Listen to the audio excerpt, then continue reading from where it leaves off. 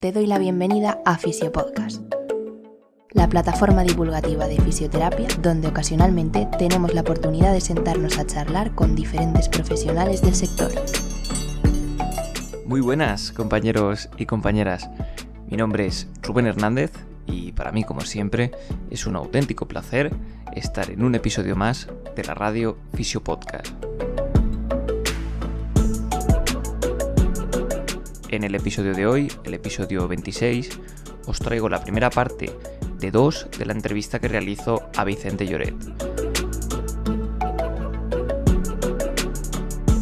Fue la primera entrevista que grabé durante el periodo de confinamiento y pobres de nosotros al pensar en el episodio que esta situación pasaría rápido y que incluso cuando vosotros y vosotras estéis escuchando este episodio pues ya podía haber pasado.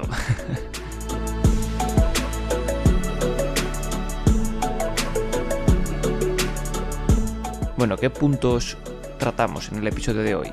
Comenzamos, como ya es costumbre, con una pequeña autopresentación del invitado. Después pasamos a ver cuál es su visión de la fisioterapia y por qué Vicente cree que choca con la visión de otros compañeros y compañeras.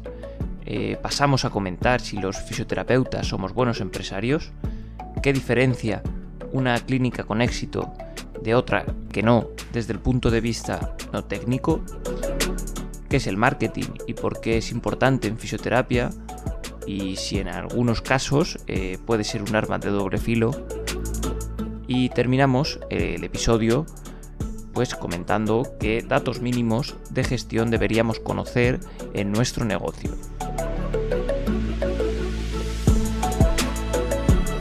A continuación, un mensaje rápido para nuestro patrocinador, Fisiofocus, formación especializada en fisioterapia.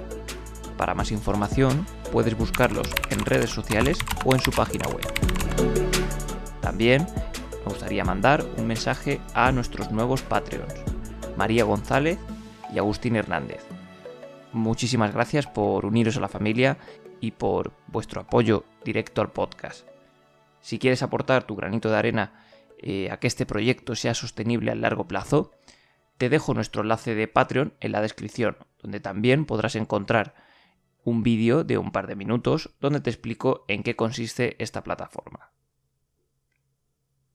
Muchísimas gracias por estar ahí, espero que todo vaya bien al margen de esta incertidumbre y espero que lo disfrutéis tanto como nosotros hicimos grabándolo. Esto es Fisiopodcast.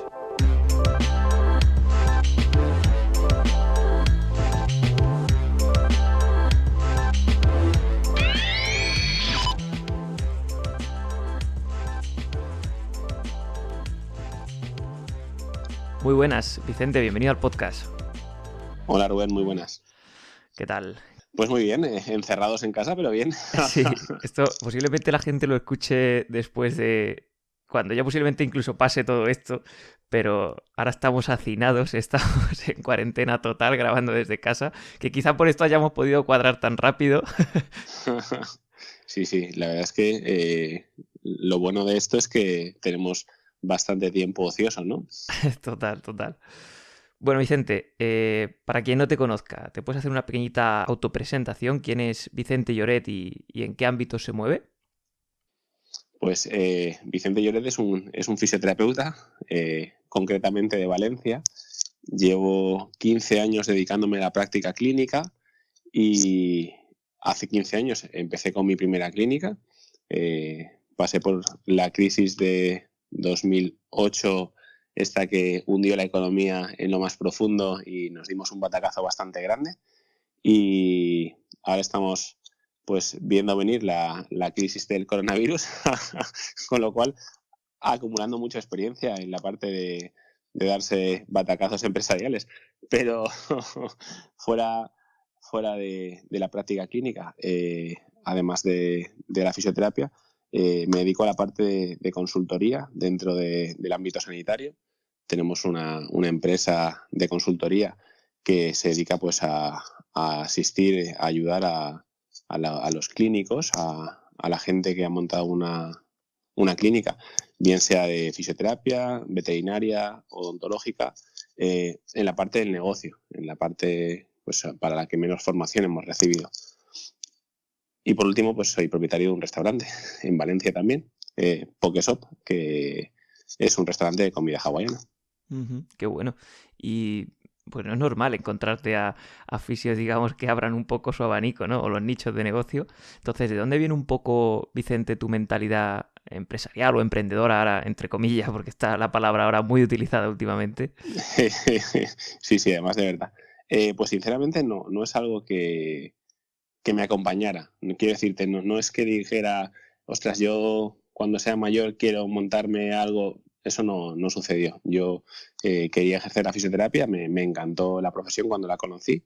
Primero hice ingeniería industrial el primer año y en el segundo año pues me di cuenta que no era lo que me gustaba, no me entusiasmaba y quería hacer algo que me entusiasmara y por suerte cuando entré a fisioterapia pues eso sí que lo viví y yo quería ejercer como fisioterapeuta. Lo que pasa es que cuando salí al mercado laboral pues las opciones que encontré me encajaron muy poco porque mi primera opción fue en una mutua donde no me gustaba nada la metodología de trabajo, ¿no?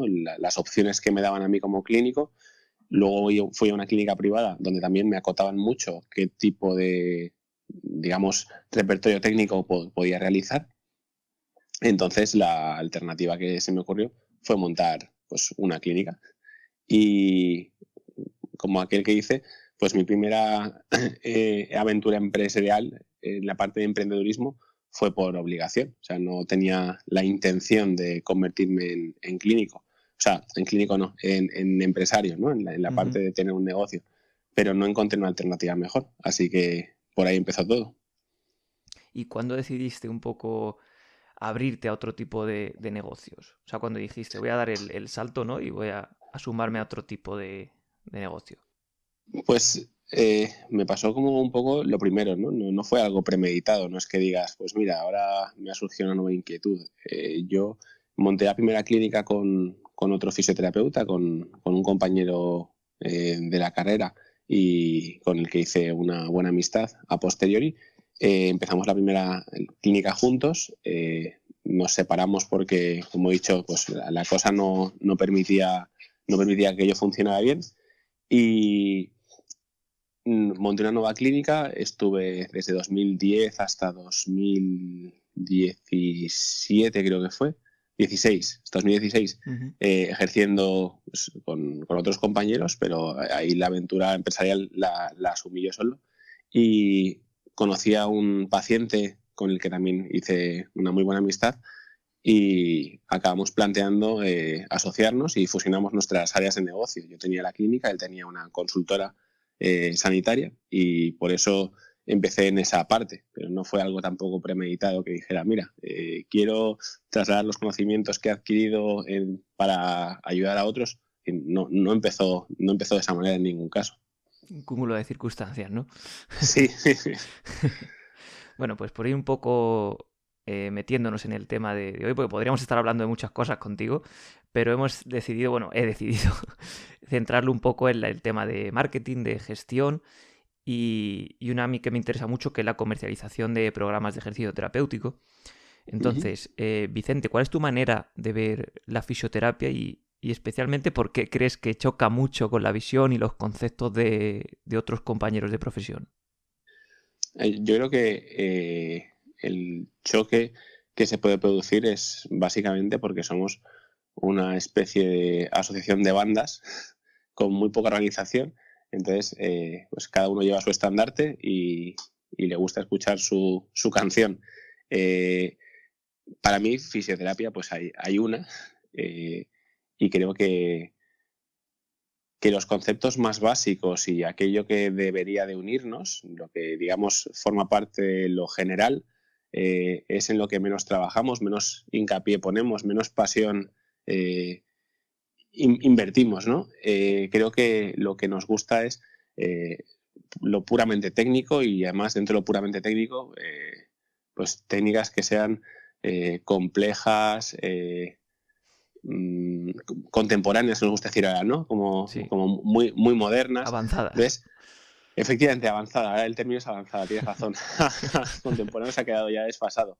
Entonces, yo creo que lo que obviamos todos o lo que no es común, pues es que nos preocupemos por ese ABC tan básico como es pues una buena exploración, el saber descartar patología severa. O sea, todo esto creo que no llama tanto la atención como pues sí lo llama pues el saber utilizar un ecógrafo, que parece que ahora si no utilizas un ecógrafo pues como que no haces fisioterapia de última generación, o otra serie de instrumentos o técnicas que tienen, yo creo que mucho potencial, que realmente son muy interesantes, pero para un subgrupo de pacientes muy concreto y específico. Y creo que donde fallan la mayoría de metodologías es precisamente la identificación de esas características que hacen que ese paciente que va a responder bien a ese tipo de método, pues lo tengas bien identificado, ¿no?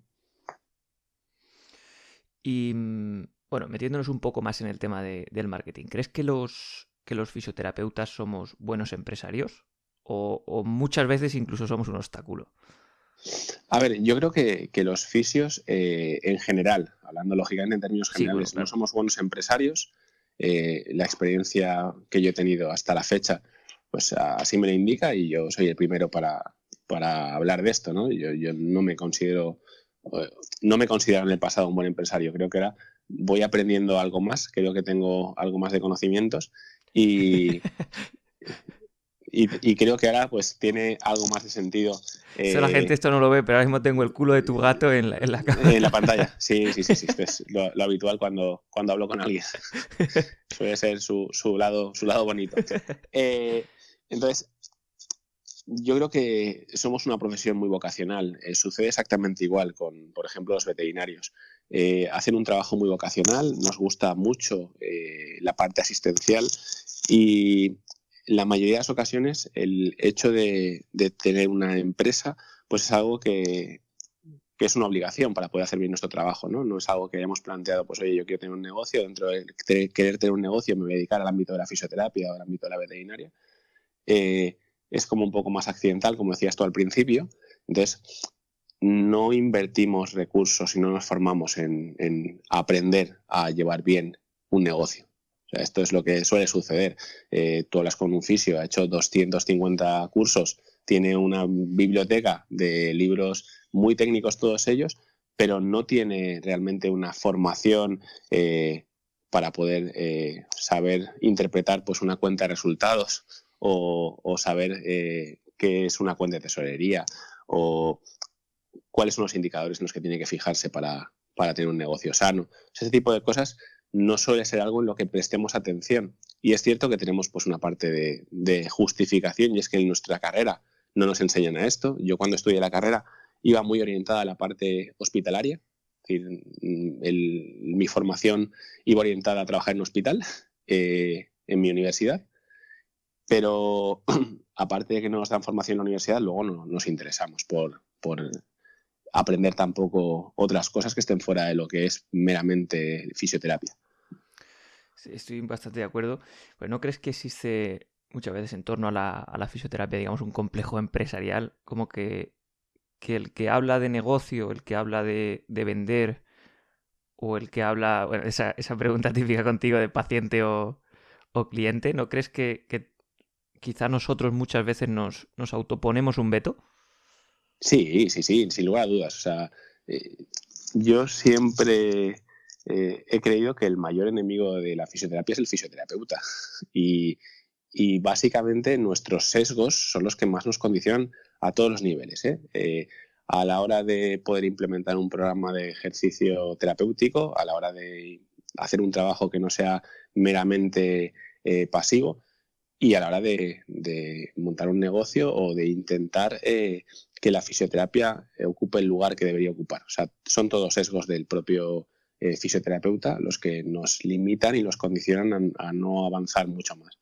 Tenemos un complejo grande con respecto al tema este de la fisioterapia y el negocio, porque es cierto que la salud pues tiene obviamente como cualquier otro negocio pues unos aspectos éticos que son críticos y que son fundamentales a la hora de orientar tu práctica, pero eso en ningún caso invalida que estemos hablando de un negocio. La fisioterapia es un negocio y es un negocio en todas sus facetas. Lo que pasa es que en España tenemos pues una sanidad gratuita universal, que no es gratuita, que pagamos todos y no es barata, y eso parece que invalida la parte del negocio, pero la sanidad pública también es un negocio y el usuario de la sanidad pública también es un cliente. El concepto este de cliente es que parece que estemos viendo a los pacientes como sacos de monedas con patitas y con brazos, y en ningún caso es así. Lo que hay que entender es que el cliente pues es una persona que tiene unas expectativas y que paga por recibir un servicio, y que por tanto, si esas expectativas que el cliente tiene no se cumplen, pues lo normal y lo fácil es que el cliente no vuelva. Es la parte esta del cliente siempre tiene razón. Yo no creo que tenga siempre la razón, pero el cliente siempre cree tener la razón y por tanto, pues no podemos omitir esta variable dentro de la ecuación, porque si no, pues es fácil que acabemos teniendo un conflicto con ese cliente. ¿Te está gustando el contenido? Si es así, recuerda que puedes dejarnos tu me gusta y una valoración en iTunes. No te llevará más de 2 minutos y ayudas a que Fisiopodcast, el podcast de la fisioterapia sin apellidos y conciencia, llegue a mucha más gente.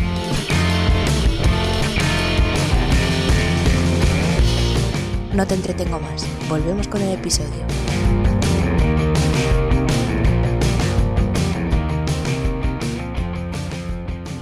Y en la línea de esto, ¿qué crees que diferencia una clínica que tiene éxito de otra de que no? No desde el punto de vista técnico, desde otro enfoque que tú ahora mismo planteabas. Es que yo creo que el punto de vista técnico, sinceramente, no pesa absolutamente nada en que una clínica tenga éxito o no.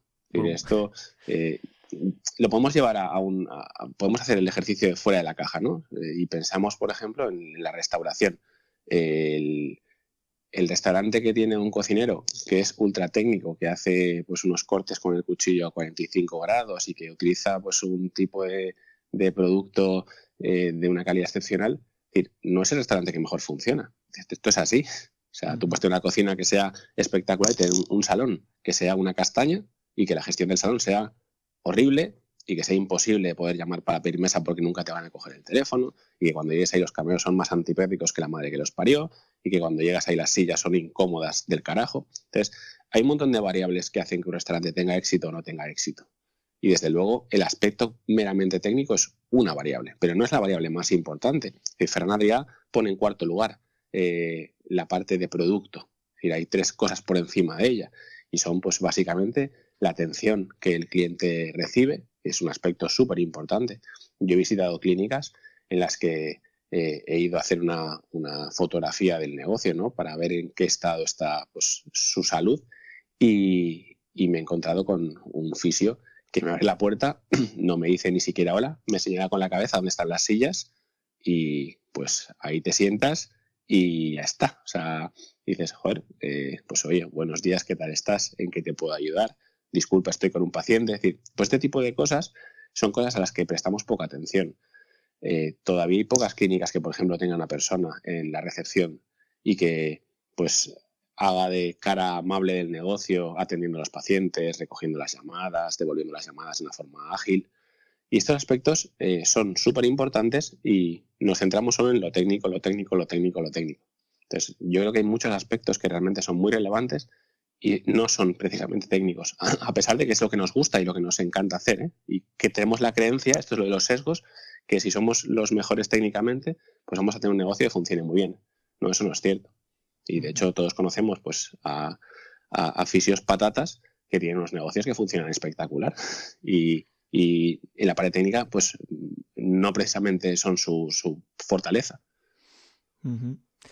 Y bueno, ya que has metido un poquito también el tema del marketing, ¿nos podrías comentar así rápidamente, Vicente, pues qué es el marketing y por qué es importante en fisioterapia? A ver, yo creo que el marketing es algo que entendemos mal, y creo que lo entendemos mal básicamente porque hacemos un ejercicio de una especie de traducción y entendemos marketing por publicidad. Realmente el marketing es toda la parte de mercadotecnia, ¿no? De conocer las necesidades de mis clientes.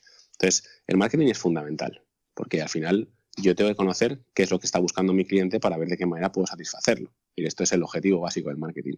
Es cierto que dentro de lo que es el marketing hay una parte que es final, que es la comunicación. Una vez tengo detectadas las necesidades de mis clientes, pues voy a dar una solución. Una vez encuentro una solución, voy a ofrecérsela a mis clientes y para ofrecérsela tengo que comunicársela. Entonces, la parte de comunicación está dentro de la parte de marketing.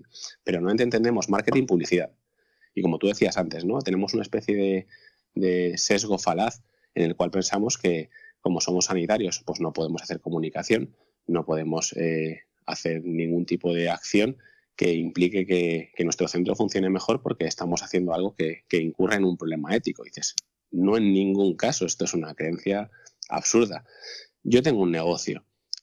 Mi negocio, pues en la actualidad, tiene un equipo de personas y este equipo de personas son los que dan un servicio a mis clientes. ¿Cómo puedo mejorar el trato o lo que yo estoy dándole a mis clientes? Pues si mi negocio funciona bien, voy a permitirme fichar gente pues mejor formada, o voy a poder formar mejor todavía el personal que tengo en el equipo, voy a poder darles mejores aparatos, mejores instalaciones para poder ofrecer un mejor servicio. Entonces, al final, el fin último de un negocio es que sea rentable, pero esa rentabilidad no es que el fisio o el propietario de un negocio se forre. Es decir, que hay una mala interpretación de esto. Al final, lógicamente, asumes un riesgo. ¿no? Claro, pero asumes un riesgo y buscas, pues lógicamente, un retorno de lo que estás haciendo. Y como tú dices, pues la consecuencia de un trabajo bien realizado es que al final pues tengas una percepción económica acorde a lo que esperas por lo que haces. Pero el fin último no es ese. Lo que buscas al final es poder ofrecer un mejor servicio, tener todavía pues dar un marco al paciente mucho mejor todavía. Pues oye, tenemos aparatos a día de hoy que permiten combinar el ejercicio terapéutico con la gamificación, y tenemos robótica ya aplicable a paciente neurológico sobre todo. Son equipos que su inversión es muy elevada. Entonces, esa inversión la haces si tienes músculo financiero, y músculo financiero la haces si haces bien tu trabajo. Entonces, ¿cómo haces bien tu trabajo? Diciendo a la gente, oye, yo estoy aquí y esto es lo que hago, esto es lo que puedo hacer por ti. Si esa parte no la trabajamos o no la hacemos correctamente, pues lógicamente tenemos negocios, como tú decías antes, donde tengo gente muy técnica que funciona muy bien, pero que no tiene pacientes y que pues está planteando poner el cartelito de se traspasa o directamente se vende. Uh-huh. ¿Y no crees que, claro, a ver, tampoco se puede generalizar porque hay casos para todo? ¿No crees que según qué caso puede ser un arma de doble filo? Especialmente la publicidad, no tanto el marketing a nivel general. Quizás la persona, a ver cómo decirlo, que entre comillas vende humo, ¿no? Entonces no podría utilizar esa publicidad para buscar única y exclusivamente el beneficio económico por encima de cualquier criterio ético o como lo quieras llamar. Esto, Rubén, yo creo que ha pasado siempre, ¿no? O sea, yo creo que gente que vende humo, pues siempre hay. Lo que pasa es que el problema en este caso es lo que planteamos antes, ¿no? Como el cliente final no entiende de técnica, si a mí me vendes humo, pero ese humo que me vendes pues va bien acompañado, quiere decir, pues oye, te preocupas por mi estado de salud y me acompañas en el proceso de la recuperación y tienes una serie de atenciones, el que seas mejor o peor haciendo una PA o que hagas mejor o peor cualquier tipo de técnica, el cliente final no va a saber detectarlo. Lo que voy a ver es si tiene sentido o no tiene sentido lo que me dices, si yo tengo capacidad para poder interpretarlo. Si no, pues me puedes contar un cuento precioso y me lo voy a creer. De hecho, tenemos un montón de profesionales sanitarios, en nuestro caso fisios, que les han contado un cuento precioso en sus diferentes formaciones y se lo han creído. Y tienen muy poquita capacidad para ser creída este cuento, ¿no? Y tenemos pues un montón de pseudociencia embebida dentro de nuestra profesión, precisamente por la ausencia de este tipo de criterio o espíritu crítico que deberíamos de tener. Y con los pacientes pasa lo mismo. Podemos encontrarnos con alguien que haga un mal uso de la publicidad o un buen uso de la publicidad, pero que dé un servicio de mala calidad. Sí, podemos encontrarnos en cualquier tipo de profesión, en cualquier tipo de faceta y en cualquier tipo de producto de los que nosotros compramos. Pero yo no creo que sea un arma de doble filo. O sea, yo creo que es un recurso que es muy interesante. El tema es por qué el resto del mundo no lo utilizamos, ¿no? Porque hay unos cuantos que tienen pocas competencias técnicas o que no son precisamente el mejor ejemplo de profesional, que hacen un uso intensivo de comunicación, y el resto de nosotros no lo hacemos. Tenemos ante nosotros la posibilidad de poder hacerlo y poder diferenciarnos a través de una comunicación eficiente. Es que si no, el paciente no se va a enterar. O sea, que tenemos la extraña creencia que el paciente va a llegar a nuestra puerta a decirnos: oye, mira, que es que tengo un problema de vértigos y no he leído en ninguna parte, pero yo sé que tú has hecho una formación de esto. Entonces, me gustaría que me ayudaras con esto. Y dices, pues la gente no sabe que el fisio hace este tipo de cosas. La gente tiene la mentalidad fisio, masaje. Y es una realidad que cada vez, por suerte, nos encontramos pues una población que ya conoce al fisio por otras cosas, pero la mayoría es fisio-masaje. O somos nosotros los que hacemos un ejercicio activo de comunicación para romper esta creencia, o es lo que la gente al final se va a quedar. Uh-huh. Obviamente no anula, en mi opinión, que otros hagan un mal uso, digamos, no anula. De hecho, es que es casi obligatorio que tú tengas que hacer esa comunicación y entre comillas, vender todo tu producto al paciente al final. Y sin comillas está bien, Rubén. Y sin Quiero comillas, decirte, es que al sí, final lo que hacemos es vender nuestros servicios, ¿no? Y en esto es en lo que yo te puedo ayudar. Esto es lo que yo sé hacer y esto es en lo que tú te puedes beneficiar. El problema es que la comunicación que la fisioterapia ha utilizado o utiliza hasta la fecha suele ser sobre todo centrada en el fisioterapeuta. Es decir, comunico para que otro profesional sanitario entienda lo que hago. Y entonces tengo escaparates con un montón de etiquetas, de metodologías o de técnicas que realmente la población no tiene por qué conocer. O sea, de que yo ponga fuera Mackenzie o Maitland o Mulligan o McConnell, o ponga nombres propios de gente que ha hecho una formación, pues el 99% de la población lo desconoce totalmente. Entonces, tú ves muchos de los blogs que tienen algunos fisios y parece que estén comunicando a otros fisios, no a un paciente final, porque están hablando en un lenguaje muy técnico. Entonces, nos gusta hablar para otros fisios. Damos por supuesto que lo que nosotros entendemos, el resto del mundo tiene que entenderlo. Otra vez, fuera de la caja. Los veterinarios muchas veces dan por supuesto que todo el mundo tiene conocimientos veterinarios, y cuando pues le dices a alguien: oye, tengo un gato y no le he desparasitado, se tiran las manos a la cabeza, ¿no? Y como es tan insensato, y dices: ostras, es que nunca nadie me había dicho el por qué y qué problemas implica y qué consecuencias tiene el que no haya hecho esto, ¿no? Entonces, aquí a nosotros nos pasa igual. Creemos que el paciente debe de saber fisioterapia o sabe fisioterapia como nosotros sabemos, y nos comunicamos como estemos hablando con un compañero. Y no, la gente no entiende de esto. Entonces, la comunicación tiene que ser hablando, para mí, sobre todo, de beneficios que puede reportar la fisioterapia a la población y en un lenguaje en que la población lo puede entender. Perfecto. Pasando un poquito, tocando un poco el tema de gestión, ¿qué datos mínimos, así a nivel general, obviamente, crees que un fisioterapeuta debería conocer, especialmente en el ámbito privado, que es donde engloba la gran mayoría de fisioterapeutas? Correcto, sí. La gran mayoría de fisios trabajamos en la práctica privada. Es decir, hay un porcentaje de fisios que según por comunidades varía, ¿no? Pero realmente en el sistema público, pues por desgracia, las plazas son insuficientes, hay pocas plazas. Sigue siendo una profesión que no está lo bien considerada que debería de estar, y no hay el número de fisios que deberían haber en los diferentes servicios públicos. Entonces, la mayoría estamos en la práctica privada. ¿Qué datos mínimos? Pues realmente esto debería de variar en función de cuál sea la orientación, ¿no? Y a qué se dedique cada una de las clínicas, porque idealmente pues cada una debería tener una misión, visión, valores que sean diferentes, y por tanto pues sus KPIs, sus indicadores clave, deberían ir orientados en base a estos tres aspectos.